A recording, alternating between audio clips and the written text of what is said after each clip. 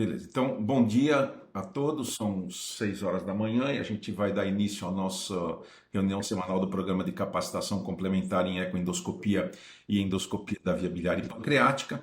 E hoje nós vamos apresentar. Quem vai apresentar o trabalho hoje é o Dr. Diego Paternostro, né, que é o nosso R3.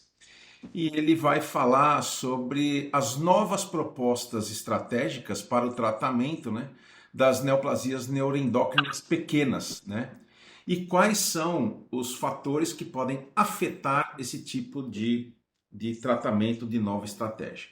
Então, é um trabalho interessante que foi publicado agora em 2024 no Clinical Gastroenterology and Hepatology, e é um trabalho que vai tirar talvez algumas dúvidas daquilo que a gente pode hoje oferecer como tratamento. Isso é muito importante para todos nós, né? Que fazemos ou não só lidar com o diagnóstico, mas também com o tratamento desses tumores pancreáticos neuroendócrinos, porque quem faz a endoscopia sempre se depara com esse tipo de doença, né? E a gente tem que propor alguma coisa para eles. Então, Diego, fica à vontade para fazer a apresentação. Depois nós vamos ter a apresentação da doutora Marcela Vanderlei, que é R2 de endoscopia do Hospital Federal de Ipanema. Ela vai apresentar um caso também interessante. E se der tempo também, o doutor Marcelo Morganti vai apresentar um outro caso também bem interessante que a gente vai poder discutir. Então, Diego, fique à vontade para fazer a apresentação, estamos te ouvindo. Bom dia a todos. Obrigado, professor, pela introdução. Então, como o professor Celso falou, eu vou falar um pouco dos fatores que afetam as neoplasias neuroendócrinas pancreáticas pequenas, não funcionantes, e as propostas de novos e estratégias de novos tratamentos. Esse é um trabalho publicado nesse ano e é um trabalho multicêntrico japonês.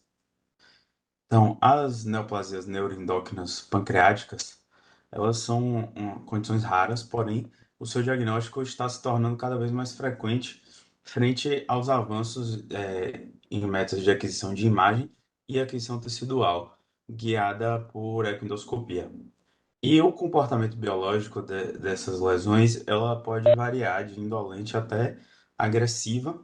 Quando a gente fala dessas lesões não funcionantes com um tamanho de 20 milímetros ou maior, elas estão associadas a um alto risco de metástase hepática e, portanto, são consideradas para tratamento de acordo com a Sociedade de Tumor Neuroendócrino Europeia.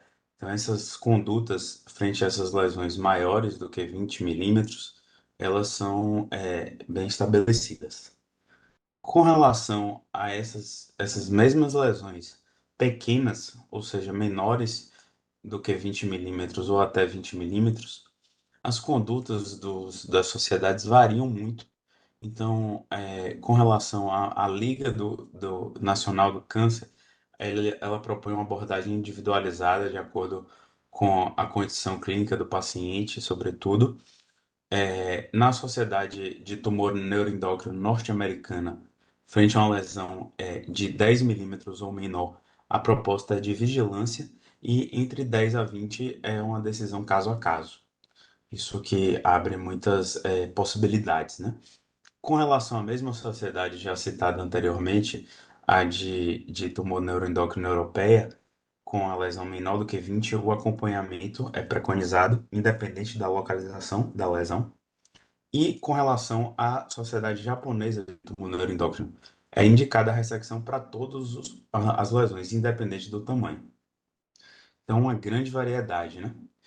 Com relação, então, frente a isso, a gente observa que há muitas incertezas frente às estratégias de tratamento. E, diante disso, o objetivo desse estudo foi avaliar os casos que foram ressecados cirurgicamente de neoplasias neuroendócrinas pancreáticas não funcionantes em uma grande corte e de modo que pudesse ser elucidada uma estratégia de tratamento ideal.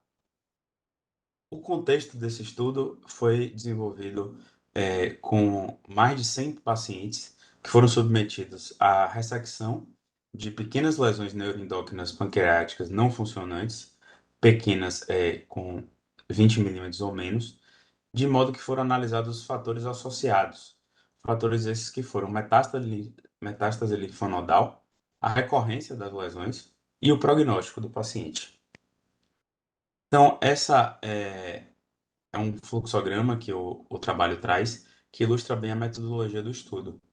Então, inicialmente, em amarelo, a gente vê que é, pacientes foram submetidos à abordagem cirúrgica, pacientes esses que tinham suspeita de tumor neuroendócrino pancreático, isso em 28 centros terciários, no período de março de 96 a dezembro de 2020. Então foram totalizados aí 1.635 pacientes. A partir de então foram excluídos os que não preenchiam os critérios de inclusão. Critérios esses de inclusão que eram basicamente terem sido submetidos a uma pancreatectomia é, qualquer que seja ela, e se tratar de um tumor neuroendócrino de fato pancreático. E, além disso, foram excluídos pacientes que tinham uma neoplasia neuroendócrina mista. Então, assim, chegou-se a um número de 1.490 pacientes. Esses pacientes, então, tinham de fato um espécime ressecado com diagnóstico de neoplasia neuroendócrina pancreática. Essa foi denominada como toda a corte. E a partir de então foram excluídas as lesões que eram funcionantes, que totalizaram 285 casos, representando um percentual de 19,1%.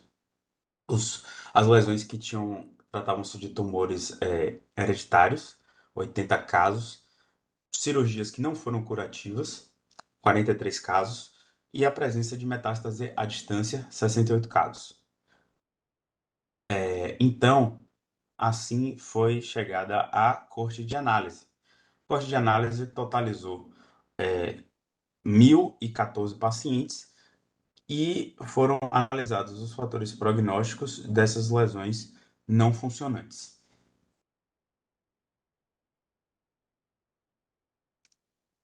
Os critérios de exclusão, então, quando ele fala de ressecções não curativas, a gente pode especificar como ressecção cirúrgica apenas de lesões recorrentes, ressecção cirúrgica de metástase com o único propósito de reduzir a massa da lesão ou melhora dos sintomas de produção de hormônio.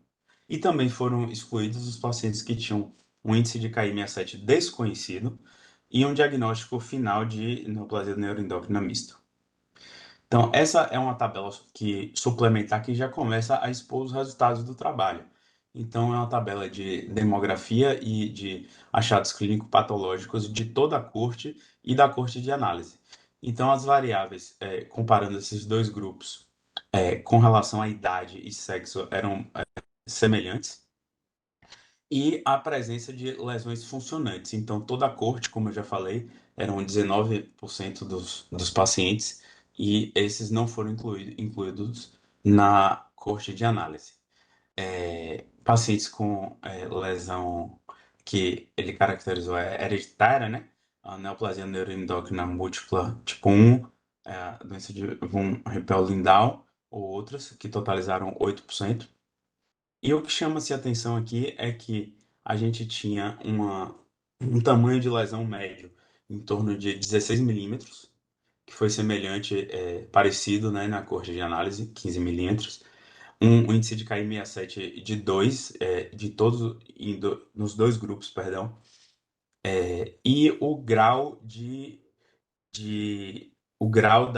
do tumor neuroendócrino de acordo com a classificação da OMS. Então, predominantemente, tumores grau 1, 63% dos casos, tumores grau 2, 32%, e uma minoria de tumores grau 3 e de carcinoma neuroendócrino. Com relação ao acometimento linfonodal, então N1, 18% dos casos, isso de toda a corte, e a presença de metástase hepática, 6,9%. E o percentual de recorrência, 15%. Então, essa é uma outra tabela do estudo que ele traz ainda dados demográficos, só que aqui ele faz algumas análises referentes ao tamanho da lesão. Então, as lesões menores do que 20 milímetros daquela corte de análise, que era 1.014 pacientes, ficaram 600 pacientes. Então, 600 tinham uma lesão menor do que 20 milímetros. Desses 600 pacientes, 82% tinham um grau de neoplasia neuroendócrina grau 1. E apenas os outros casos, 18%, que tinham grau 2, 3 e carcinoma neuroendócrino. E o índice de KI67, ele foi bem estabelecido com relação às lesões de tamanho de 15 e 20 milímetros, um KI67 de 2. E quando tratava-se de lesões até 15 milímetros ou menores, o KI67 mais baixo. Então, essa é um gráfico do estudo que é interessante e, na verdade, ele faz a grosso modo, quanto menor a lesão, maior o percentual de lesões de grau 1. Esse amarelo mais escuro aqui, na verdade, seria o laranja, né? O grau 2. Então, à medida que a lesão vai crescendo, vai sendo maior, as proporções de que ela é classificada como grau 1 diminui. Então, com relação à concordância, essa é uma figura importante e que foi o fruto de maior discussão ao longo do trabalho. Concordância e discrepância, de acordo com o grau da lesão, né, classificado pela OMS, entre a avaliação pré-operatória e pós-operatória. Então, quando a gente fala em avaliação pré-operatória, a gente está falando aqui de ecoendoscopia com aquisição tecidual. Então, lembrando que todos os pacientes do estudo foram submetidos a uma pancreatectomia depois, algum tipo de abordagem pancreática cirúrgica. Então, a avaliação, o grau de avaliação, o grau determinado de acordo com a classificação da OMS no pré-operatório. Então, foram 400 pacientes que tiveram essa determinação antes de serem operados. E o grau de concordância, antes de operar e depois de concordar, foi de 77%. E os pacientes que tiveram a discrepância aí, né, é, antes e depois da cirurgia foram de 22%, totalizando 91 casos. E desses 91 casos, 67%, ou seja, 61 casos, foram subestimados com relação ao grau de classificação da lesão de acordo com a OMS. E o outro percentual, 33%, foram superestimados. Então, do todo, que teve o grau pré-operatório determinado, a gente tinha um percentual do todo de 15% de pacientes que foram subestimados, de acordo com o grau. Isso é independente do tamanho da lesão. Quando a gente especifica para lesões menores ou iguais a 10 milímetros, que foram 115 casos, a gente tinha um grau de concordância mais elevado, de 89%, que foi estatisticamente significativo. Então, esses são gráficos de resultado e, resumidamente, ele fala o seguinte. Com relação ao acometimento linfonodal, quanto maior a lesão, maior o percentual de acometimento linfonodal, assim como maior o grau, né, estabelecido de acordo com a OMS. E aqui é justamente isso. À medida que a lesão cresce, a percentual de acometimento linfonodal também cresce. Independente do grau de classificação da OMS, que seja grau 1 ou grau 2. E quando eu vou analisar dentro dos graus também. Então, ainda nos resultados, agora em texto, né, os fatores associados à recorrência, O segmento médio desses pacientes, mediano, foi de 4,6 anos. E foram observados 127 casos, ou seja, 12,5%, que ocorreu recorrência pós-operatória. E foram estabelecidos alguns fatores de riscos independentes para essas recorrências, que foram justamente a presença de lesões múltiplas, lesões com diâmetro maior do que 15 milímetros, graus 2, 3 ou neoplasia, carcinoma neuroendócrino, perdão, e a presença de acometimento linfonodal. Com relação à estratificação de recorrência de acordo com o tamanho e o grau do tumor. Então, existem alguns conceitos, né, que o trabalho traz, e ele fala em taxa geral de sobrevida livre de recorrência. E ele analisa em dois momentos de tempo, que seria 5 e 10 anos após. Então, a taxa de sobrevida livre de recorrência em 5 anos foi de 87% e em 10 anos de 80%. E o que é que se ficou estabelecido? Que o maior diâmetro do tumor, ele perdão, quanto maior o diâmetro do tumor, menor as taxas de recorrência, de sobrevida livre de recorrência. E com relação aos pacientes que tinham um grau 1 e lesões entre 20 e 30 milímetros, eles apresentaram taxas de recorrência livre de sobrevida menor. Os pacientes que tinham grau 2 com lesões maiores do que 30 apresentaram taxas de sobrevida livre de recorrência menor. Então, esses foram os dados, né, os resultados apresentados e o artigo passa a discutir. Então, ele pondera que foi um maior estudo, uma maior corte de casos para neoplasias neuroendócrinas pancreáticas ressecados cirurgicamente até o momento da literatura, e o tamanho do tumor foi um fator de risco independente para metástase de acometimento linfonodal, destacando a importância, né, para as neoplasias neuroendócrinas pancreáticas. No grupo que a gente tem neoplasia neuroendócrina pancreática não funcionante, o acometimento linfonodal foi observado em 5,4% dos casos e a recorrência metastática de 4,5%. Então, diante disso, a gente sugere-se que confiar apenas no tamanho do tumor para você indicar e definir um tratamento é inadequado e arriscado. Então, deve ser considerado outras situações, sobretudo cometimento linfonodal. E com relação à tomada de decisão, deve ser considerado não só o tamanho, mas também o grau do tumor. Então, o estudo avaliou a presença de metástase, de recorrência e prognóstico, né, de cometimento linfonodal com base no grau e do tamanho do tumor. E aqui foram feitas algumas estatísticas, né? Os tumores menores do que 20 milímetros, com grau 1, a incidência de metástase linfonodal foi de 3%. Tumor menor do que 20, com grau 2, a incidência de metástase linfonodal foi de 15%.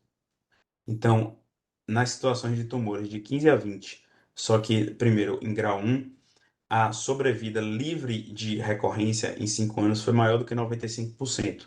Já nessa mesma situação, só que com grau 2, essa sobrevida caiu para 80%. Ainda na discussão, isso aqui é uma imagem, né, no qual o artigo traz e sugere a proposta de estratégia de tratamento, que foi o grande objetivo do estudo. Então, ele fala de neoplasia neuroendócrina pancreática não funcionante de acordo com o tamanho do tumor. Então, lesões menores do que 10 milímetros, com grau 1 e KI67 abaixo de 3%, a estratégia é observar e aguardar. Assim como nessa mesma situação de tamanho, se for grau 2 e se o grau for desconhecido. À medida que eu vou crescendo o tamanho da lesão, isso pode ser que mude um pouco. Porém, no grau 1, entre 10 e 15 milímetros, a estratégia permanece a mesma. Uma vez que nesse tamanho de 10 a 15 e eu tenho um grau 2, a cirurgia, ou seja, a partir do tamanho de 10 a 15 milímetros, passa a ser indicada, de acordo com o trabalho. E se eu tenho um grau desconhecido, o trabalho fala grau desconhecido da lesão, de acordo com a OMS, o trabalho fala em você indicar ressecção cirúrgica com 15 milímetros, a partir de 15 milímetros. Aqui eu botei 18 milímetros, porque o próprio trabalho fala que, de acordo com as análises dele, eles poderiam indicar a partir de 18 milímetros, só que para poder dar uma margem de segurança, eles estabeleceram que é a partir de 15. Então, voltando aqui um pouco, quando que eu indicaria a ressecção cirúrgica para o tumor classificado como grau 1? A partir de um tamanho de 20 milímetros. Então, outro comentário que é feito é que a ecoendoscopia com aquisição tecidual é considerada necessária para diferenciar lesão de massa semelhante à neoplasia neuroendócrina, ou seja, exemplo, neoplasia cística serosa e baço acessório interpancreático, porque essas lesões não são passíveis de cirurgia, mesmo que o tumor seja maior do que 15 milímetros. Essa é uma figura para finalizar, que é muito interessante e resume bem todo o trabalho. Então, foi feito um estudo multicêntrico, retrospectivo, que identificou fatores de metástase linfonodal, recorrência e prognóstico de neoplasias neuroendócrinas pancreáticas não funcionantes. Foram selecionados 1.014 pacientes com neoplasia neuroendócrina pancreática. Desse grupo de pessoas foram selecionados 606 pacientes que tinham essa patologia, só que de forma não funcionante e pequena, ou seja, menor do que 20 milímetros. Desse grupo de 606 pacientes, 82 pacientes tinham tumor grau 1, de acordo com a classificação da OMS, e 18% tinham grau 2 ou maior. A partir disso, determinou-se, indicou-se que os fatores que estariam associados à metástase linfonodal seriam o maior tamanho do tumor e o maior grau da neoplasia neuroendócrina, e o que seria determinante para decisivo para indicar o prognóstico dessas condições seria o grau da lesão. Então, fatores de recorrência, para recorrência, mais associados, né, com recorrência seriam múltiplas lesões, grau 2 ou maior, diâmetro do tumor maior ou igual a 15, presença de acometimento linfonodal. E a estratégia as novas, né, estratégias de tratamento. Quando, em que momento indicar uma ressecção cirúrgica baseada no tamanho do tumor? Na verdade, não seria só baseado no tamanho do tumor, ele faz um paralelo do tamanho com o grau de classificação. Então, tumores grau 1, maior do que 20 milímetros, você indicaria cirurgia, assim como se fosse um grau 2 ou maior, maior do que 10 milímetros, e se for um grau desconhecido, maior do que quando ele atingisse mais do que 15 milímetros. Então, foram as estratégias de tratamento de forma personalizada, considerando todos os fatores que poderiam nos ajudar a manejar essa patologia. E eu trago aqui algumas limitações do estudo. Então, foi um estudo retrospectivo e multicêntrico. Isso significa que ele pecou em alguns critérios de padronização para estabelecer diagnóstico e o acompanhamento pós-operatório, sobretudo. E uma população exclusivamente asiática, né, 28 centros no Japão, então tinha um potencial viés de seleção. Ainda nas limitações, que acho que é o maior ponto de discussão, é justamente com relação à variabilidade de concordância da classificação entre a ecoendoscopia com aquisição tecidual e a ressecção cirúrgica. Então, a gente pode ver que houve uma subestimação, essa subestimação foi mais comum, especialmente com relação a lesões de alto grau. E a concordância de classificação foi apenas de 77%. Quando é comparado com outros estudos, é uma concordância baixa, mais baixa. E a classificação pré-operatória foi subestimada, eu acho que é o que mais chama atenção, em 15% dos casos, e essa subestimação foi diminuída significativamente a partir do momento que passaram a ser analisadas apenas lesões menores, especialmente as menores do que 10 milímetros. Então, de uma maneira geral, essa concordância aí, né, foi subestimada em 15% dos casos. Quando eu analiso lesão pequena menor do que 10 milímetros, foi subestimada em 4%. E ainda falando disso, o estudo pondera que o uso da agulha de Franzen, né, aquela, digamos, trifacetada, facilita a coleta de material suficiente. Então, foi um estudo longo, foi iniciado em 1996. Essas agulhas são mais recentes, né? E para uma taxa de concordância de 90%, o número de células tumorais deve ser maior do que 2.000. Então, é uma coisa também que é um pouco difícil de você precisar, né? Que você está adquirindo esse número de células.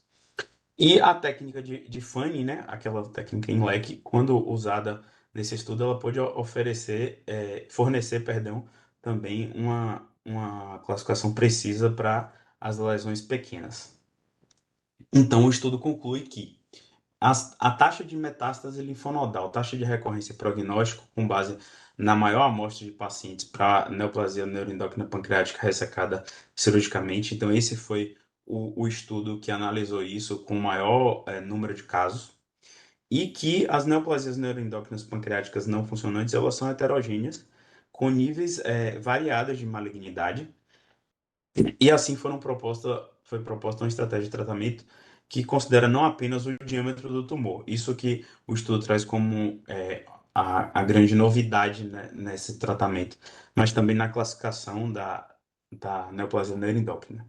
Isso tudo requer uma validação adicional em futuros estudos prospectivos. Obrigado.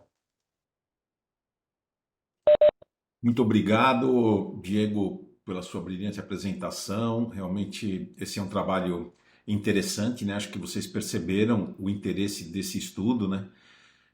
Na verdade, o que que acontece? A gente cada vez mais, por causa dos métodos de imagem, como por exemplo a ressonância, como por exemplo a própria tomografia, que melhoraram muito a sua capacidade de imaginológica, elas têm identificado com muito mais frequência pequenos nódulos, né? E pequenos cistos, né? Também, por que não dizer, que a gente faz o diagnóstico de tumores neuroendócrinos. Esse trabalho é um trabalho que chama bastante atenção e mostra, mas ele mostra justamente quando é que a gente deve indicar algum procedimento ou alguma forma de atendimento a esse paciente.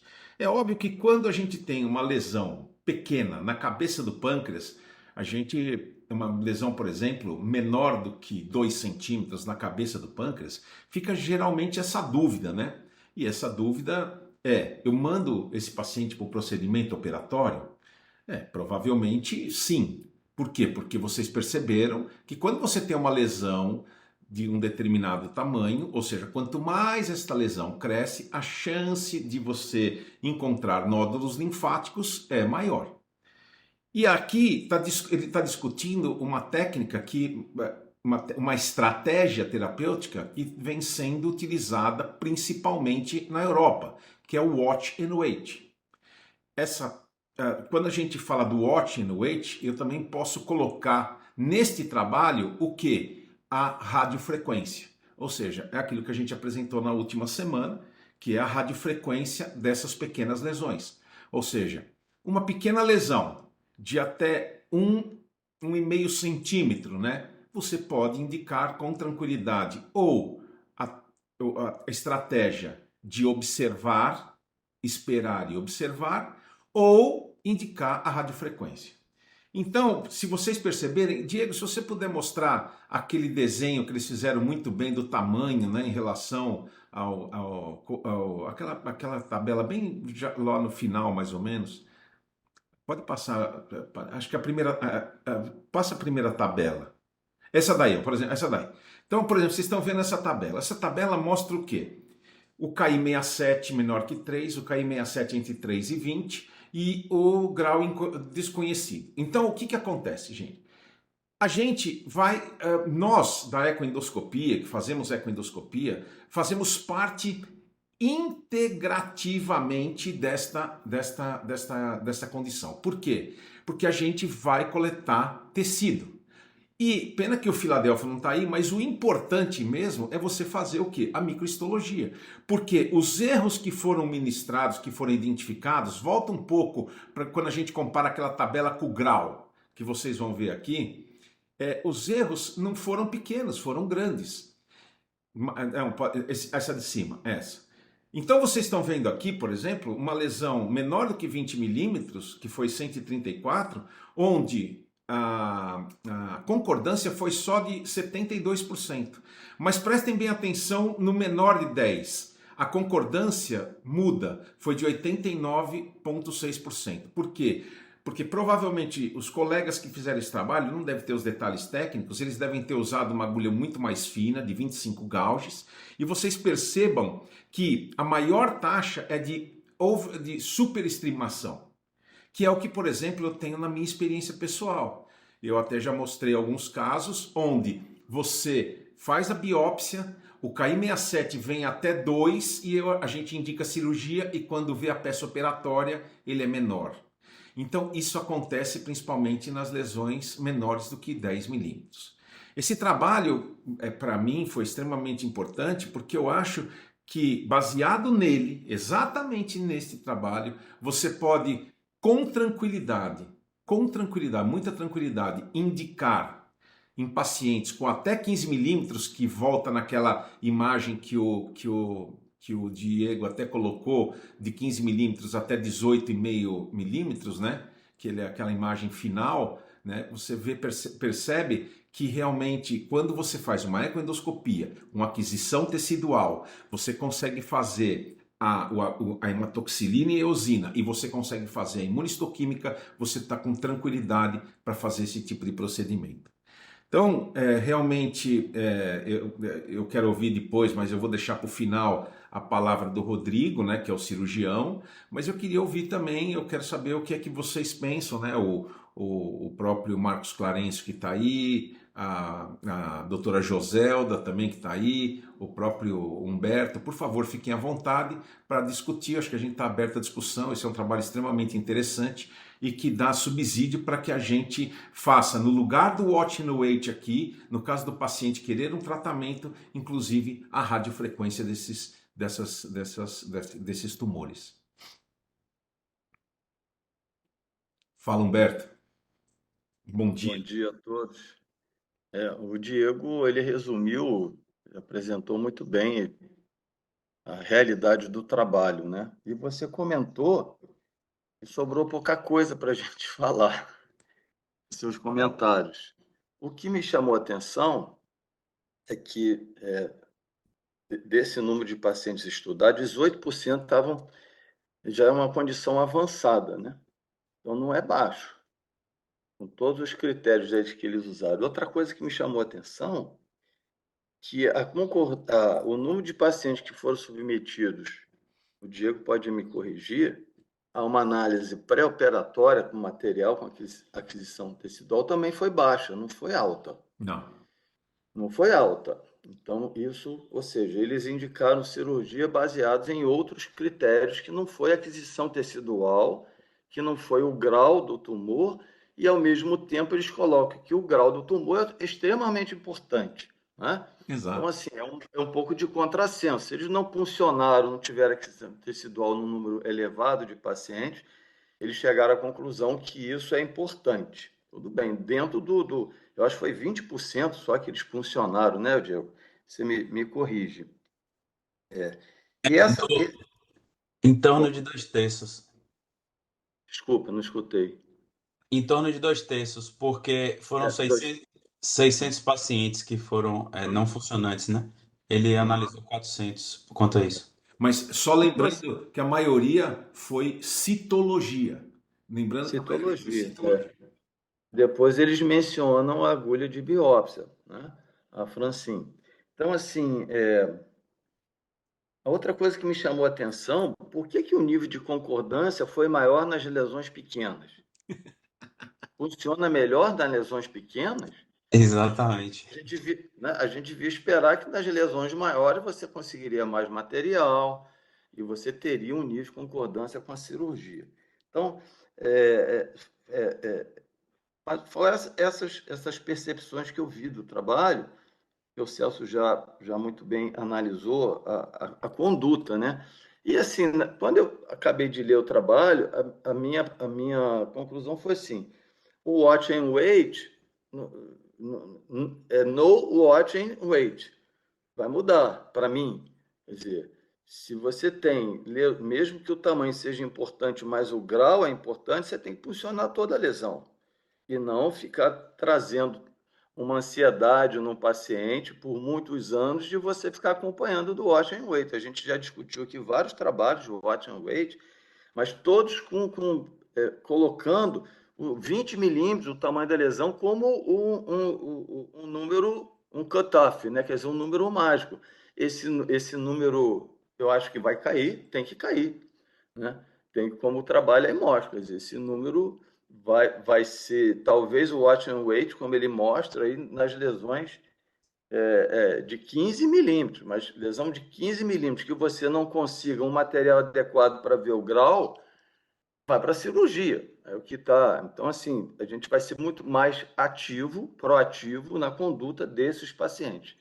Assim, e talvez, né, a radiofrequência entre nos algoritmos dos protocolos aí, dos guidelines, como alternativa num paciente de uma idade um pouquinho mais avançada que tenha uma lesão dessa de grau, de qualquer grau, eu vejo, qualquer grau, ou se você não conseguiu definir isso, para você fazer um tratamento alternativo e não ficar acompanhando esse paciente por muito tempo. E os mais novos já vão para cirurgia.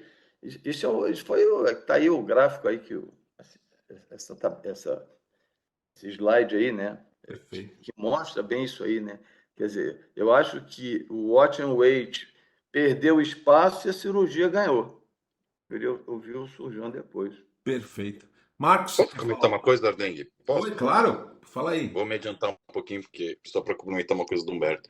Humberto, assim, eu lembro que desde que eu comecei a ter contato com essas lesões, alguns conceitos eram sempre falados, né? São conceitos pragmáticos, assim, sobre o tumor neuroendócrino, que a gente sempre ouviu, né?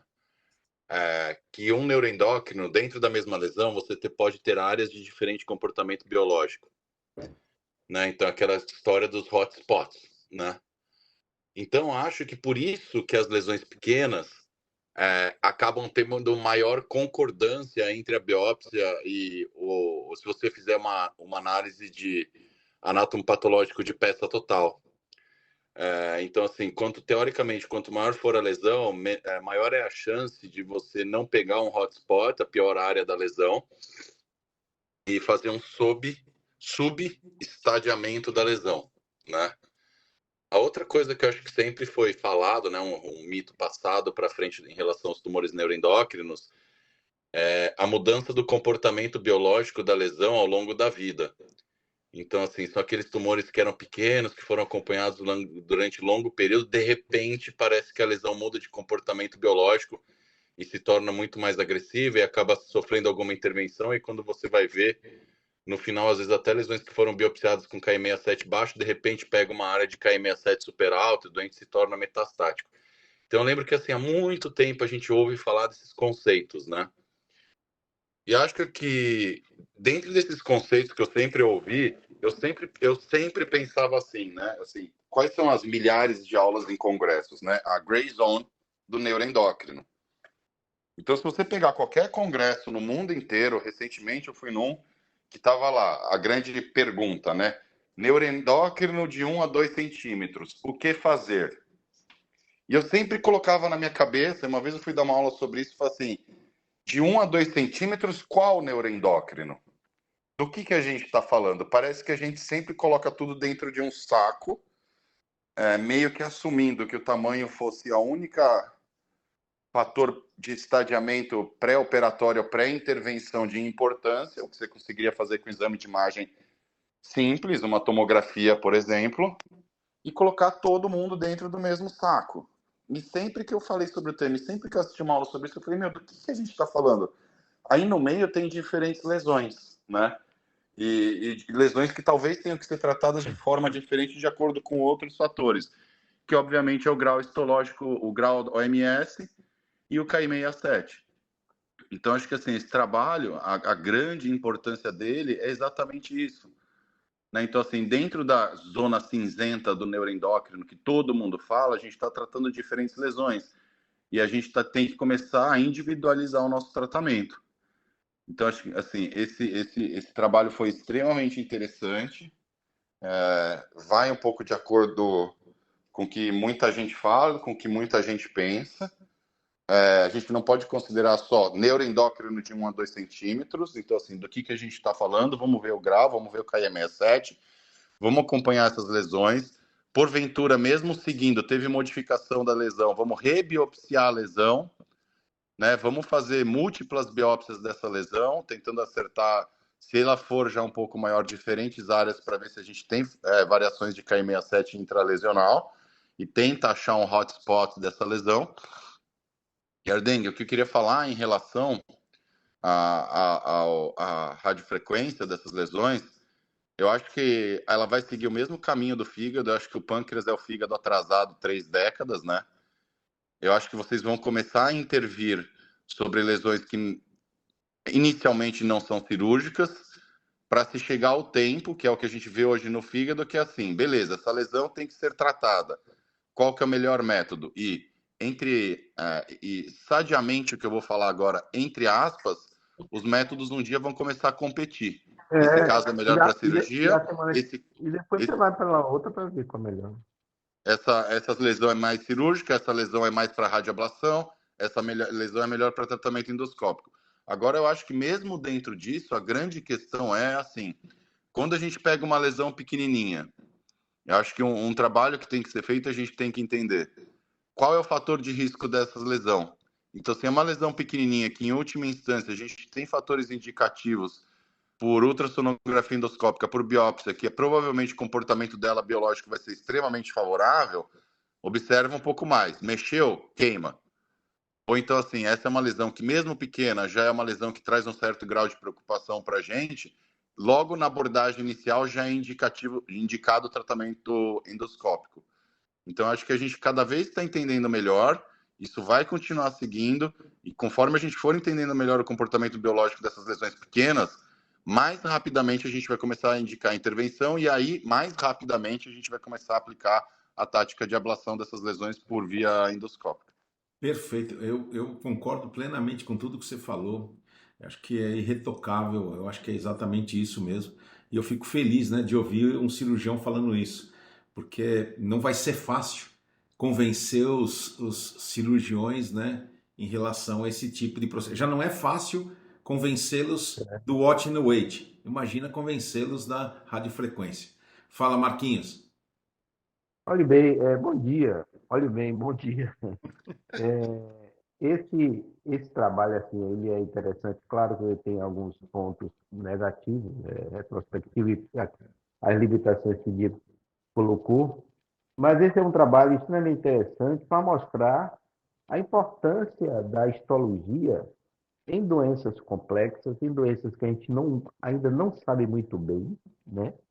E cada vez mais a gente vai usar o potencial da etnoscopia, que é fazer a punção, é tirar tecido.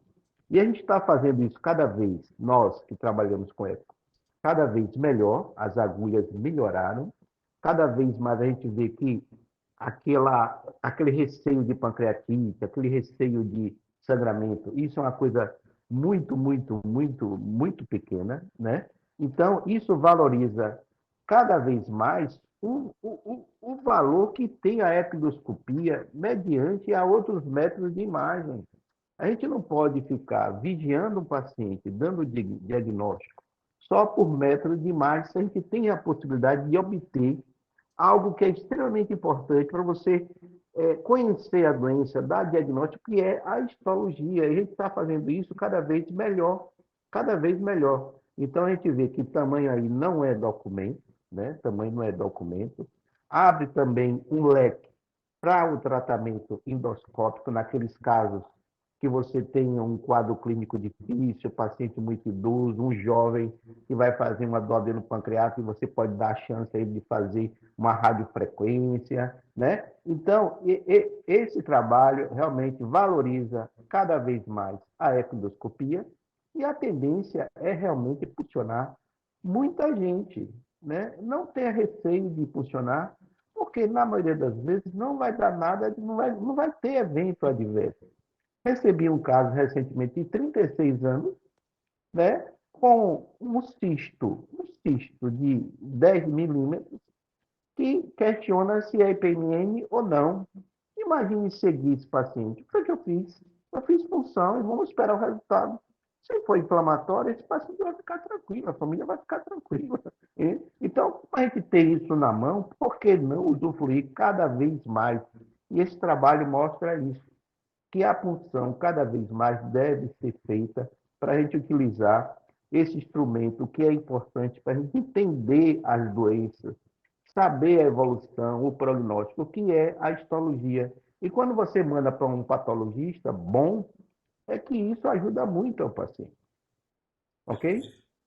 Raquel, você quer fazer algum comentário? Bom dia a todos.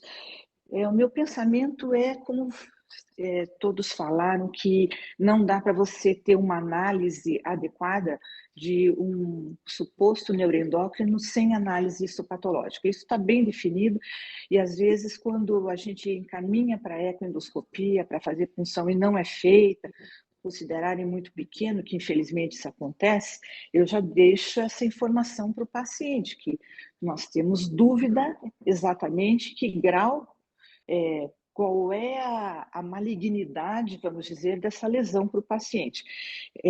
Mas vejam como esse trabalho, eu gostei muito dele, porque nos trouxe alguns questionamentos que a gente tem em relação a subestimar o laudo da citologia. Então, como é importante, primeiro, uma qualidade muito boa da análise histológica e da coleta do material.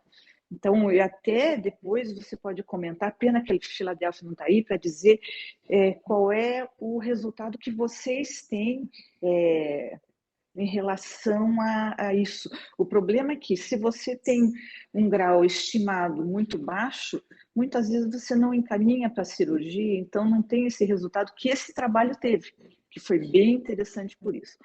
E o segundo comentário que eu queria fazer, Celso, e até uma pergunta para você e para o Surjan, em relação à radioablação, que eu acho também que vai ser cada vez mais usado, a gente tem recomendado para pacientes muito idosos, que não têm condições cirúrgicas, mas a minha pergunta é em relação à preocupação com os linfonodos, quando eu faço só a radioablação. Qual é a preocupação de vocês? Como que eu devo comportar no segmento desses pacientes onde a radioablação não consegue, quer dizer, eu não consegui um super bom estadiamento, avaliar ou não os linfonodos. Como é que a gente deveria se portar nessa situação? Excelente pergunta. Diego, por favor, coloca aquela tabela que mostra sobre os linfonodos, presença de linfonodos. Então aqui, Raquel, a verdade é o seguinte, né? A gente tem que basear a realização da radiofrequência com uma boa biópsia. Na nossa experiência, até a gente está tabulando os dados, eu estou pegando os dados do Filadélfia com aqueles pacientes que foram operados, né? A nossa incidência sempre foi superestimar, ou seja, a nossa superestima é maior do que a nossa estimativa mais baixa. Os nossos dados ainda estão sendo computados, né? Nós não temos assim tantos casos que foram operados, mas a maioria deles foram operados. Alguns nos últimos anos é que a gente tem feito mais o watch and wait, e agora a nossa tendência é fazer a radiofrequência.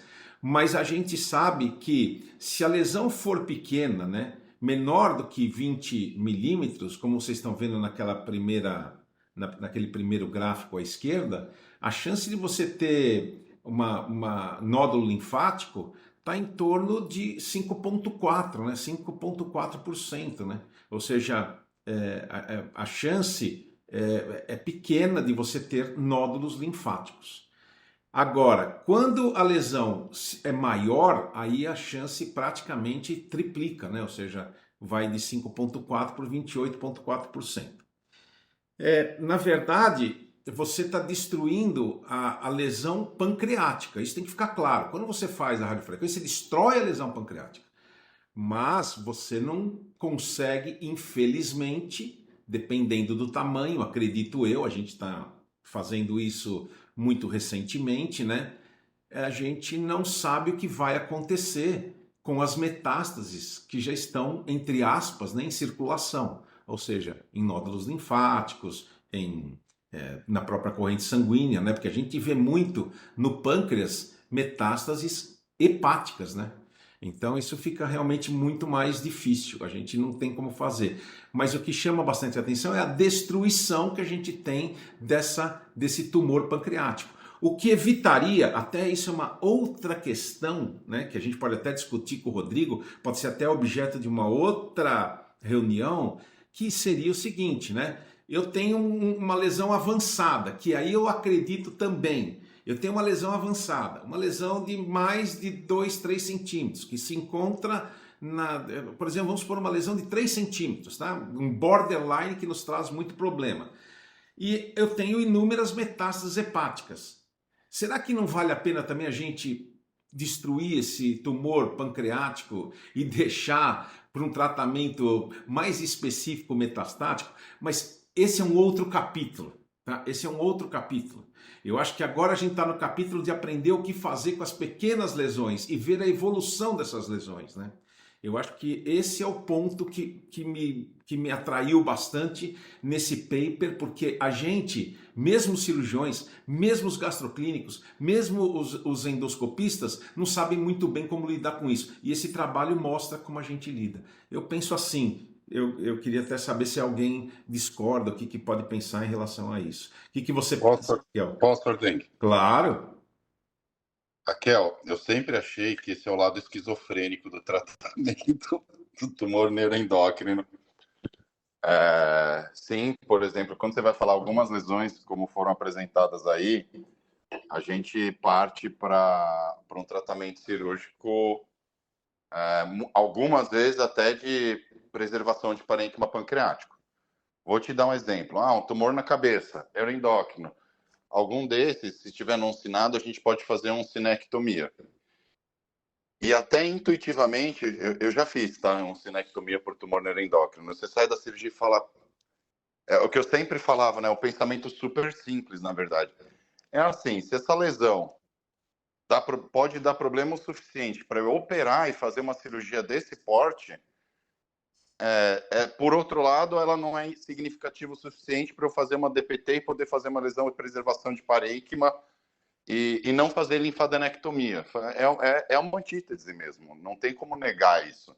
E intuitivamente isso já me causou desconforto algumas vezes, tá? Mas, por um lado, acho que a justificativa disso é a seguinte: a gente é o IPMN com sinais de agressividade que a gente quer pegar a displasia de alto grau e não pegar o carcinoma. Seria acho que mais ou menos a mesma ideia, entendeu? São lesões que ainda não demonstraram propagação linfonodal. A gente, depois de ser feito um bom estadiamento, e quando eu digo estadiamento disso, principalmente através de ultrassonografia endoscópica, mas que a gente tem uma certa convicção que são lesões com alto grau de progressão. Assim, é a única justificativa que a gente pode dar para esses casos, entendeu? Por outro lado, eu vou ser super sincero, assim, se por algumas vezes a gente pode fazer, por exemplo, uma pancreatectomia corpo-caudal, mesmo que você faça a preservação esplênica bem econômica em termos de linfonodo, se eu vou operar uma pancreatectomia corpo-caudal por tumor neuroendócrino, dependendo da lesão, eu já sou um pouco mais agressivo na linfadenectomia. Eu já tendo a buscar ali aqueles 20 linfonodos no mínimo para ressecção.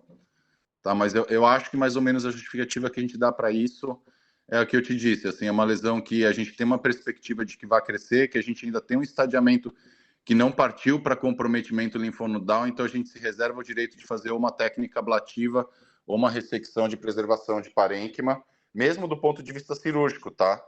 Então, assim, não é toda cirurgia que você vai fazer uma linfadenectomia extensa, mas que naquele momento você acha ainda que você pode preservar isso e que a gente está numa fase de estadiamento sem comprometimento linfonodal, mas ainda assim intervindo sobre uma lesão que é a nossa perspectiva ao longo da vida que vai progredir. Não sei se você concorda, Ardeng, com o que eu estou falando. Eu quero ouvir o que a Raquel acha, mas eu quero fazer um comentário a respeito disso aí, bem breve. Você quer falar alguma coisa, Raquel? Então, não, eu achei brilhante essa comparação com o IPMN. Realmente, né? Pensando assim faz sentido, eu vou ficar mais tranquila. Né? Eu deixo essa tranquilidade, na verdade, passo para vocês que vão fazer a ablação lá, né? Mas é isso aí, gostei dessa comparação. Desculpe, eu estou aqui no meio do Não, corredor, sem está um problema. pouquinho barulhento. Rodrigo, eu queria fazer um comentário e você me corrija se eu estiver errado. Quando eu leio muitos trabalhos de tumores neuroendócrinos e procedimento operatório. O que eu percebo é que, primeiro, a limpeza linfonodal é uma controvérsia. Eu já vi, inclusive, alguns trabalhos dizendo que o tumor neuroendócrino, quando emite metástases para um linfonodo, normalmente esse linfonodo também evolui muito de forma indolente por muitos anos. Então, o pior mesmo do tumor neuroendócrino é quando ele emite metástases não linfonodais, mas sim no fígado. Então, eu quero saber se você compartilha com isso também. Isso são dados que eu obtive de discussões de trabalhos cirúrgicos. Então, eu quero saber o que é que você pensa a respeito disso, se isso é uma verdade, se isso tem respaldo na sua experiência pessoal, porque, por exemplo, vou ser bem sincero, eu faço ecoendoscopia desde 1991. Já passei pela fase da ecoendoscopia sem nenhuma biópsia, depois a ecoendoscopia com a FNA e depois agora, ultimamente, desde 2017, na FNB. E eu posso te dizer o seguinte, quando o paciente chega para mim com ecoendoscopia para fazer o diagnóstico, até hoje, só nos tumores maiores do que 3, 4 centímetros é que eu identifiquei nódulos linfáticos periféricos à lesão. Nas lesões pequenas, até hoje, e não são poucas as lesões que eu fiz, eu estou falando isso de uma experiência pessoal, minha. Eu nunca vi, menores do que 3 centímetros, eu nunca vi nódulos linfáticos periféricos. Então eu queria saber a sua opinião como cirurgião, que você acompanha um serviço que opera bastante, né, que indica bem a cirurgia para tumores neuroendócrinos. Isso eu queria saber, o que é que você pensa, se o que eu falei está errado, se essa discussão já é sedimentada, ou seja, não, tem um tumor neuroendócrino, não importa o tamanho, você tem que fazer uma limpeza linfonodal muito grande. E se a maior preocupação, porque isso me chama bastante atenção, não me parece que a maior preocupação é a metástase linfonodal, mas sim aquelas células já circulantes hematogênicas, né? Porque a gente sabe que a metástase do tumor neuroendócrino é linfática e hematogênica, acometer o fígado. Então eu queria saber a sua opinião a respeito disso. Com relação ao achado de linfonodos, da sua experiência pessoal em relação ao tamanho da lesão primária, eu concordo plenamente. Com relação a esse comportamento divergente entre linfonodos e metástases hepáticas, eu na minha experiência pessoal, eu não concordo. Vou me apoderar aqui de uma frase do Fila, vou fazer novamente um paralelo em relação à IPMN. Tem o mal e tem o bonzinho. Então, assim, o mal, ele vai para o linfonodo, depois ele vai para metástases à distância e ele vai progredir. É uma doença dramática, é uma doença que ninguém segura e o doente vai morrer. Né? Depois de terapias altamente agressivas, depois de terapias sistêmicas altamente agressivas, e é uma evolução catastrófica. O bom, ele pode ir para qualquer lugar, e ele, por mais que seja uma doença metastática, mesmo que seja uma metastática em termos linfonodal ou hepática, ele vai ter um comportamento indolente. Você comentou da ressecção do primário, do papel da ressecção do primário, às vezes até em casos avançados, o que eu acho que eu concordo, Ardeng. Mas eu vou só comentar um caso com vocês que eu nunca mais vou esquecer, lá do HC, uma paciente minha, pâncreas primário, mas assim, 40 metástases hepáticas. Vamos lá, controlamos o primário, operamos a paciente, fizemos uma pancreatectomia corpo caudal nela, estava tudo combinado com a paciente, tá? Depois a gente vai fazer a ressecção do primário, fazer o acompanhamento, estabilidade da lesão, transplante de fígado. Fizemos tudo, fizemos todo o planejamento, listamos a paciente. Na hora que chegou para o transplante de fígado, ela voltou no ambulatório comigo. Era exatamente no dia que a gente ia indicar o transplante de fígado. Ela virou para mim e falou: eu não vou transplantar. Aí eu era bem mais novo, né? Gente, eu fiquei desesperado, assim, desesperado. Eu falei: você não pode fazer isso. Eu dei todo tipo de apelação para convencer a paciente a seguir no tratamento. Eu falei: mas você combinou com a gente, né? Apelei para emocional e falei: olha, tá combinado, você não pode voltar atrás agora, tudo. Eu acompanhei essa paciente por 10 anos. 10 anos depois, a doença estava idêntica. E o diagnóstico foi feito já com a lesão pancreática e com tipo 40 metástases hepáticas. Moral da história: ela definiu a conduta, 10 anos depois ela estava vivendo, ótima, tomando o análogozinho dela lá. E moral da história, ela acertou na conduta, porque se ela tivesse transplantado, a chance dela estar morta já era muito maior, né? Então, aí eu me reservo ao fila de dizer: observe o comportamento biológico da lesão. Pode você fazer o diagnóstico de uma lesão do pâncreas com um linfonodo já positivo, ela evolui muito mal, e você pode fazer lesões, múltiplas metástases hepáticas, e ainda assim ter um comportamento biológico extremamente indolente. Mas te reservo, Ardenga, a dizer que essa é a minha prática pessoal. Tá? Eu falo, é o que eu disse para a Raquel, ainda para mim o entendimento dos linfonodos é meio esquizofrênico no neuroendócrino. Em última instância, acho que sim, tem muitos casos que a gente pode não se preocupar com eles, que eu acho que a maioria dos casos é a seara que a gente está tratando aqui, mas a gente ainda tem que aprender bastante em relação a isso. Não, isso eu concordo totalmente. E só para terminar, eu quero dizer que realmente é isso que a gente vê.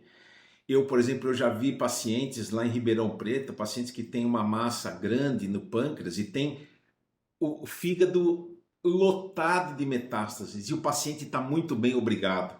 E quando você me conta um caso como esse, eu fico mais animado ainda a não fazer absolutamente nada, porque são indicados tratamentos cirúrgicos, né, do tipo transplante hepático, do tipo duodenopancreatectomia ou pancreatectomia subtotais, que às vezes eu fico me perguntando, né? Mas o paciente está tão bem, o paciente está ótimo, ele não tem icterícia, ele não tem absolutamente nada. Às vezes tem uma massa próximo da cabeça do pâncreas, próximo do colédoco, o colédoco não está nem sequer dilatado. Isso me chama muita atenção. Por isso que eu falo que o tumor neuroendócrino tem um componente muito indolente e ele merece ser olhado de uma outra forma, porque a gente tem a tendência de, quando você tem uma massa sensulato no pâncreas, imaginar que isso é um adenocarcinoma.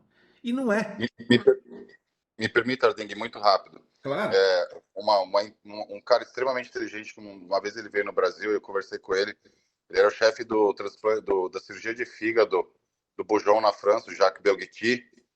Nossa, nunca mais vou esquecer. Tava uma sessão lá discutindo um caso, um puta de um quebra-pau no congresso aqui no Brasil. Aí falaram para ele, né? Falou: Belguetti, o que você faria? Ele falou: nossa, gente, eu não faria nada. Não sei porque vocês estão se batendo desse jeito. Por que vocês estão tão afobados? Espera um pouquinho. Não faz nada. Espera 1, 2 meses. Exato. Repete tudo e vê qual que é a cara desse tumor. Ele falou: gente, respirem um pouco. Deem um pouco de tempo para o tumor mostrar as caras. Eu acho que é isso que você tem a mesma sensação que a minha, Ardengue. É uma sensação muito engraçada.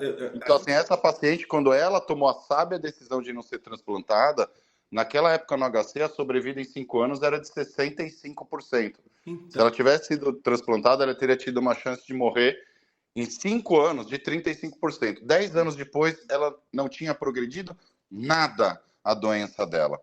Nada. Então, uma última coisa que eu queria falar é assim: dá um pouquinho de tempo para a doença e para o doente. Você tem que entender um pouco a história da doença antes de tomar sua decisão final. Então, baseado em tudo isso, é por isso que eu acredito na destruição desses tumores. Eu acredito realmente. Eu acho que, infelizmente, eu volto a dizer, os cirurgiões vão ter que se render a esse tipo de procedimento. Não tem como fugir. Não tem. E nós que fazemos ecoendoscopia temos que nos preparar para atuar dessa forma. Eu não tenho muita dúvida em relação a isso. Ardengue, mas a gente cai atirando.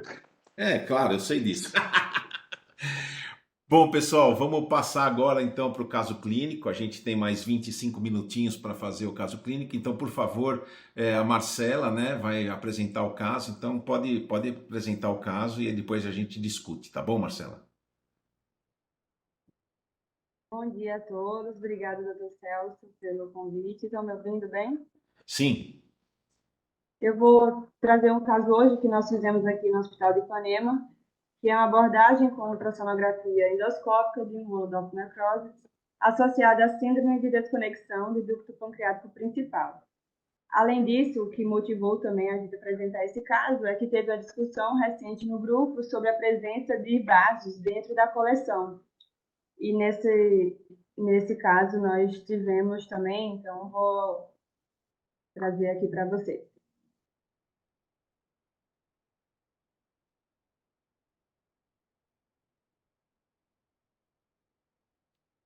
Então, é um paciente masculino de 44 anos, etilista crônico, e apresentou um episódio de pancreatite aguda necrotizante em março de 2024. Foi tratado e após a alta ele permaneceu com queixa de dor abdominal, vômitos, perda de peso, com piora progressiva em 2 meses. Os exames laboratoriais dele de entrada eram normais e essa era a ressonância dele, a MT2, corte axial, onde a gente vê uma necrose de espessura total aqui do colo pancreático, onde a cabeça parece estar desconectada da cauda. Uma coleção bastante volumosa, no diâmetro de 22,8. E na tomografia a gente observa também uma hipoperfusão aqui hepática, porque esse paciente tinha trombose displênica de segmentos portais da veia porta, segmentos portais do segmento posterior hepático direito. Além de que aqui na seta, a gente vê uma a necrose de espessura total que eu falei. O colo pancreático praticamente não existe, é só necrose e uma coleção que já estava maior, essa tomografia depois da ressonância, que já estava com um diâmetro maior. O paciente foi... Aí a tomografia, para terminar. O paciente foi submetido à ecoendoscopia lá no serviço com o Dr. Celso e tivemos uma imensa coleção. Confirmou também a necrose encapsulada, tinha debris, foi feita a drenagem, tinha desconexão do ducto. Nós colocamos uma prótese de aposição luminal, uma hot axis 10 French por 10 centímetros, e teve uma drenagem de 3 litros de conteúdo espesso, escuro, com necrose sólida no interior. A prótese ficou localizada na parede posterior do estômago, permitiu a passagem endoscópica. E aqui, ó, deixa eu mostrar de novo. Aqui era o interior da coleção. Observem a grande quantidade de necrose sólida. E aqui são os vasos esplênicos dentro, no meio da coleção. Aí a parede posterior do cisto, que estava em contato com o planta, estava repleta de necrose sólida. A gente fez então a necrosectomia com alça de polipectomia. Já no dia da drenagem, já fez a primeira sessão. Foram efetuadas ao todo 4 sessões, com intervalo de 1 semana. A prótese foi retirada com 28 dias. E esse aí foi o aspecto final. A gente vê uma cavidade já com granulação, sem necrose. Colocamos uma prótese, né, plástica de pigtail. E aqui é a tomografia após 2 meses que nós retiramos a prótese. Uma diminuição significativa da cavidade. A gente ainda vê aí que os vasos esplênicos estão pérvios. A diminuição da perfusão hepática que tinha melhorou. O paciente, a gente conseguiu reverter essa trombose que ele tinha, que era muito provavelmente pelo conteúdo, né, da necrose. E aí a gente vê que a síndrome de desconexão do ducto pancreático é uma condição desafiadora nos pacientes com pancreatite aguda necrotizante. A evolução da ecoendoscopia permitiu o manejo dessas complicações de forma eficaz e segura. E o diagnóstico da síndrome da desconexão durante o tratamento de é essencial, pois permite mudar o desfecho do caso, determinando um melhor prognóstico. Nesse paciente, a gente optou por deixar a prótese plástica por mais tempo, justamente como um tratamento conservador dessa síndrome da desconexão. Foi a nossa estratégia.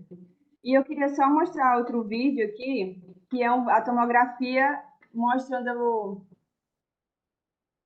A prótese foi logo após passar a prótese, onde dá para ver que os vasos esplênicos estão bem passando pela coleção. Não tá correndo, Marcela, não tá correndo esse vídeo. Não está passando, não? Esse não. O outro passou totalmente. Deixa eu ver aqui. Peraí. Agora tá? Agora sim. Era o aplicativo, então. Aí a tomografia também, a gente vê que já inicia a coleção. Aqui a prótese. E aqui, ó. Aqui é coleção e aqui é a esplênica. Então a gente vê que estava bem no limite. Nesse caso, assim, a gente nem pensou em usar o vácuo justamente pela presença dos vasos, né? Porque a gente tem alguns casos que utilizamos vácuo no serviço para ajudar na melhora aí da evolução, principalmente quando são essas cavidades muito grandes. Mas nesse caso, como tem a presença dos vasos, a gente optou por não usar. E é isso, eu abri agora aqui para discussão. O que é que vocês acharam aí do caso? Perfeito, muito obrigado, Marcela. Realmente, desde quando eu fiz cirurgia, né?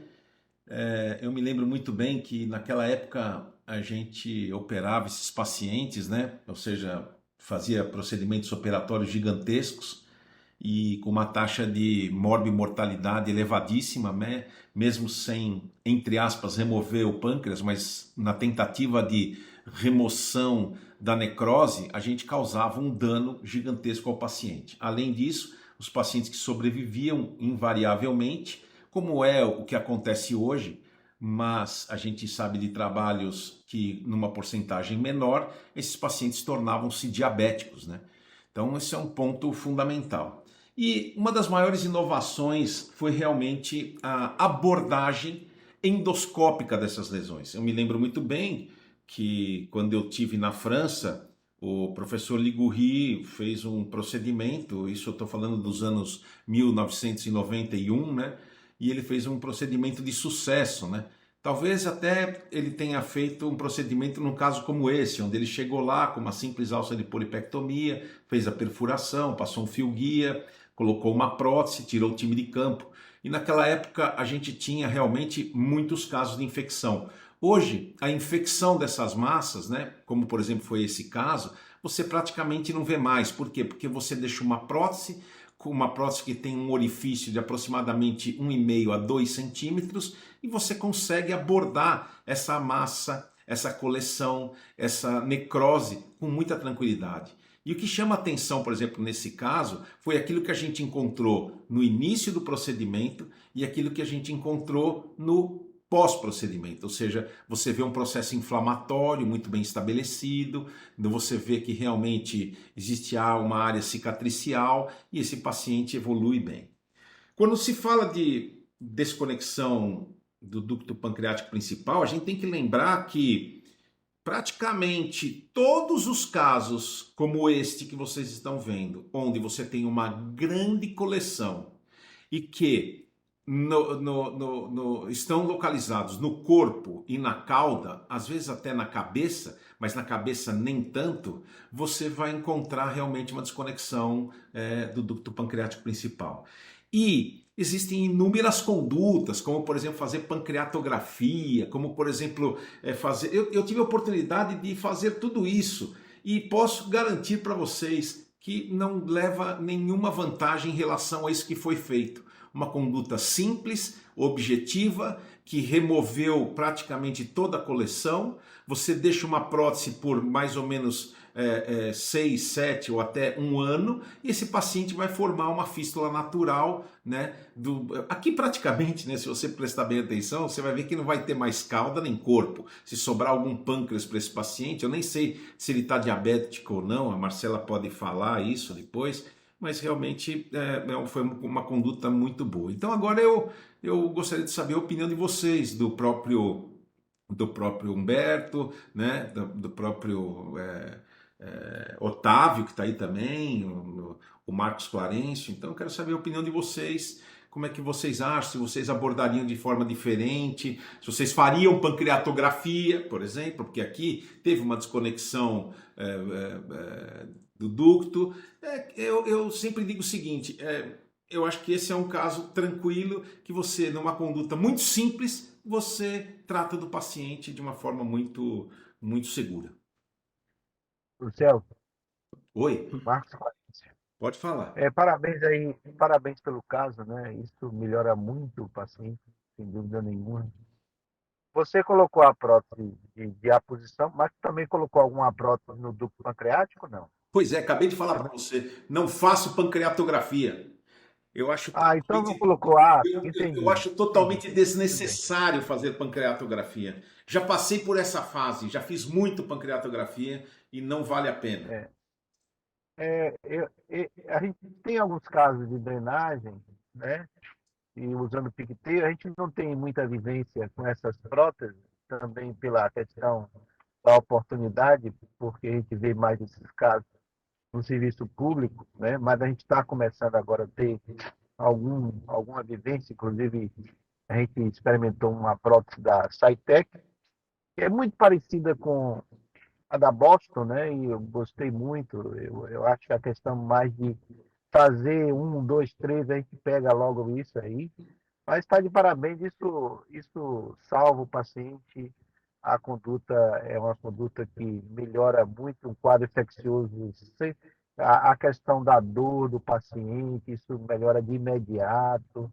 Isso é muito bom. A gente vai, amanhã, provavelmente, Celso, a gente vai ter um desafio aí de drenar uma criança de 11 quilos. Vamos ver se a gente consegue, né? Com pseudocisto, uma pancreatite não, a etiologia não ainda definida, mas essas próteses são realmente sensacionais.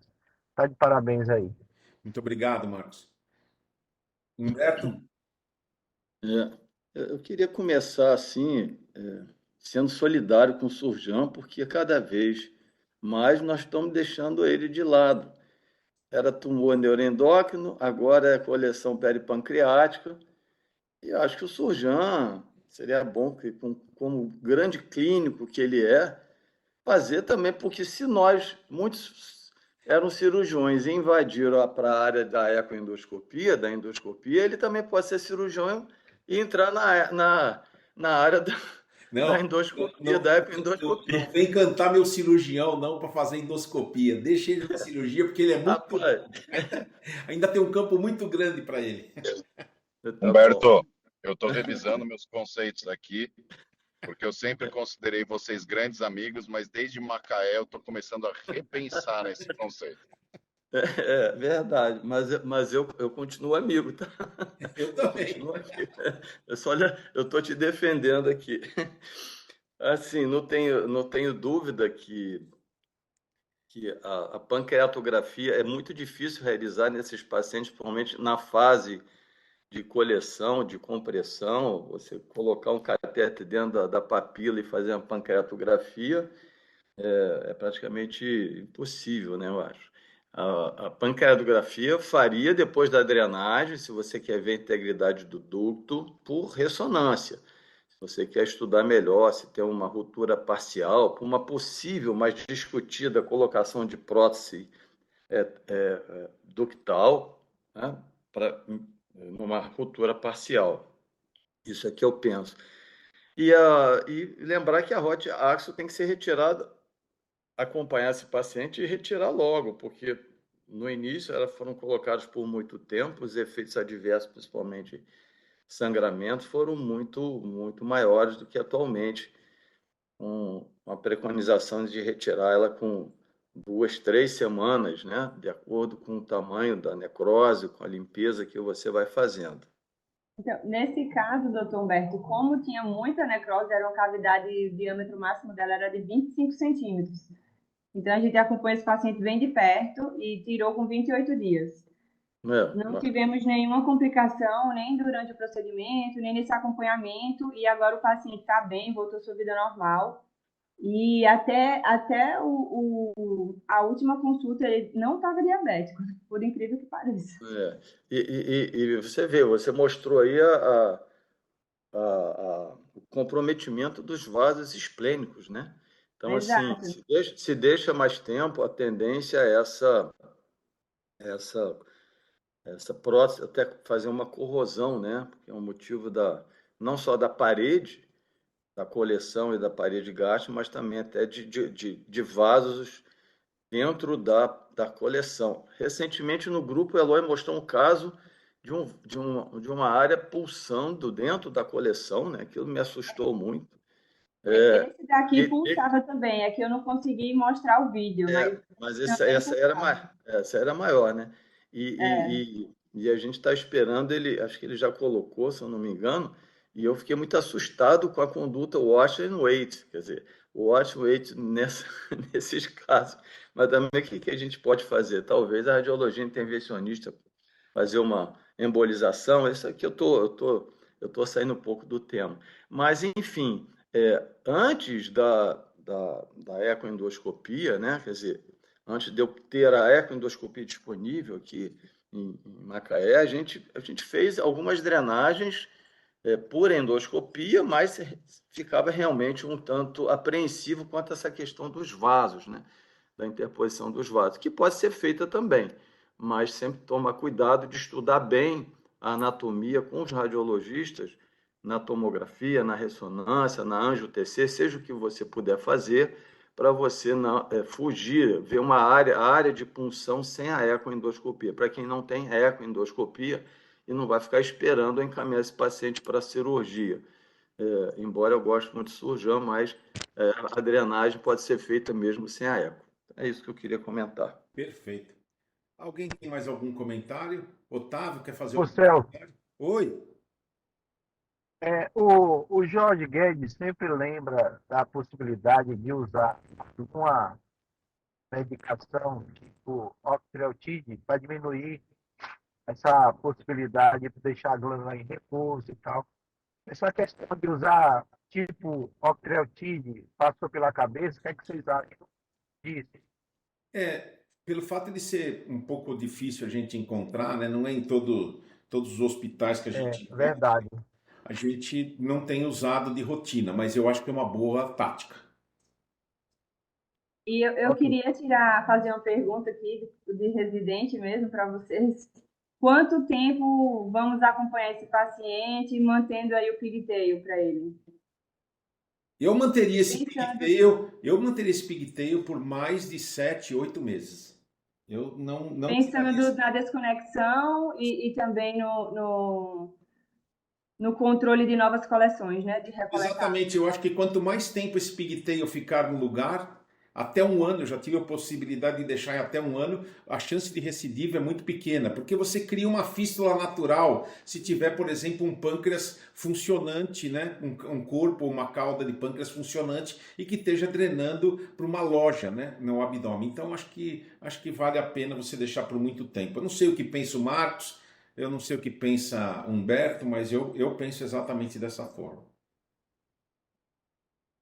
Tem o quadro clínico e o radiológico ajuda muito a dizer, né, o tempo, mas é um tempo prolongado. O que o Celso tem mais vivência sobre isso, comentou certamente. Humberto, quer fazer algum comentário final? Não, acho que é isso mesmo. Eu deixaria, porque na verdade, em vez de drenar na papila, vai drenar no meio do corpo gástrico, né? O pâncreas remanescente é torcer que essa fístula e não coleção se refaça, mas que essa fístula se mantenha aberta para drenar o que tem de pâncreas viável, né? Perfeito. O pâncreas distal, né? Eventualmente, acho Aparentemente que está funcionando. trocar a prótese por questões de. Quem faz via biliar já viu paciente com 7 anos de prótese na via biliar, prótese plástica na via biliar, Exato. né? Mas assim, só para trocar, mas não para tirar. Entendeu? Eu não ficaria ansioso para tirar. A ansiedade é maior na lanche por conta de efeitos adversos, mas essa aí, A gente está acompanhando clínica e radiologicamente esse paciente. Na última tomografia ainda tinha um resquíciozinho de coleção bem pequena. E aí a proposta é essa mesmo, de continuar acompanhando até retirar esse pigtail. E o interessante é que, nesse caso, né, apesar do tamanho de 20 centímetros, os trabalhos preconizam drenagem combinada, percutânea, drenagem, quer dizer, com uma prótese, a maioria, com a prótese laser resolveu muito bem mesmo dentro dos guidelines, dizendo que uma coleção acima desse tamanho de 20 centímetros deveria ser feito drenagem combinada, né? Então, aí não foi preciso. Acho que cada caso tem que avaliar muito bem para Então, a gente não ser muito agressivo, né? beleza. É exatamente isso. Eu acho que a agressividade, como por exemplo fazer uma pancreatografia nesse caso, que é uma agressividade de um paciente de 44 anos, é totalmente desnecessária. E além disso também, a drenagem percutânea, né? Não tem por que você fazer uma drenagem percutânea quando você faz uma necrosectomia programada. Então esse é o ponto que a gente tem que levar em consideração. Em termos de agressividade, não é esse o caso, se você me permite o último comentário, lembrar sempre que as coleções, às vezes até necróticas pequenas, ou drenam espontaneamente ou absorvem. Exato. Recentemente eu tive casos, a gente até acho que discutiu num trabalho aí de resolução espontânea, desde que o paciente não esteja infectado, esteja bem, não esteja com disfunção orgânica. E às vezes naquele watch and wait que a gente espera um pouco mais, amadurece tanto que drena espontaneamente ou absorve. Exato. Então é Perfeito. isso. Bom, pessoal, mais uma vez eu quero agradecer a presença de todos, né? Realmente foi uma reunião extremamente salutar, eu acho que a gente discutiu pontos bem importantes. Agradeço a todos que fizeram comentários, agradeço a Marcela por mais uma brilhante apresentação de caso clínico, e a gente se encontra, se Deus quiser, na próxima terça-feira, né? Para a gente dar continuidade nessa reunião. Então, tchau para todo mundo, um abraço, espero que todos tenham uma boa semana e um bom final de semana. Obrigada, Ok. Luciano. Até já Bom já, dia. né? Boa Tchau, semana. até já já.